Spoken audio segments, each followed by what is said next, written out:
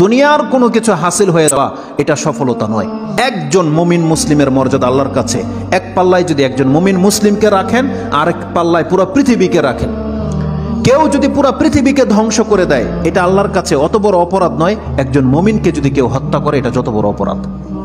তাহলে একটা মানুষ তাওহীদের উপরে যারা আছে, তাদের মান মর্যাদা এত, আল্লাহ বলছেন অতএব তারা যেন দুনিয়ার জন্য নয়, বরং তারা ওই পরকালে জাহান্নাম থেকে মুক্ত হয়ে যাওয়ার সেই রাস্তা যেন তারা অবলম্বন করে। কারণ সেই দিন যাকে জাহান্নাম থেকে শুধু বাঁচানো নয়, দূরে রাখা হবে। ওয়াউদখিলাল জান্নাহ, আর যাকে জান্নাতে প্রবেশ করিয়ে দেওয়া হবে, আল্লাহ বলছেন ফাকাদ ফাজ, এই হলো সফল কাম। কারণ জান্নাত এমন একটা জায়গা, এটা হচ্ছে চির সুখের জায়গা। একবার শুধু কোনো ব্যক্তিকে জান্নাতে ঢুকিয়ে দিলে জীবনের যত পেরেশানি আছে সব দূর হয়ে যাবে, সব দূর হয়ে যাবে। তাহলে পরকালের ব্যাপারটা হচ্ছে এমন। আল্লাহ বলতেছেন সেই দিন যাকে জান্নাতে ঢুকিয়ে দেওয়া হবে, আল্লাহ বলছেন এই ব্যক্তি হচ্ছে সফল কাম।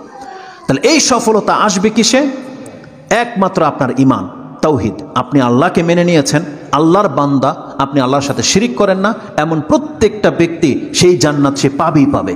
এটা আল্লাহ ওয়াদা করেছে।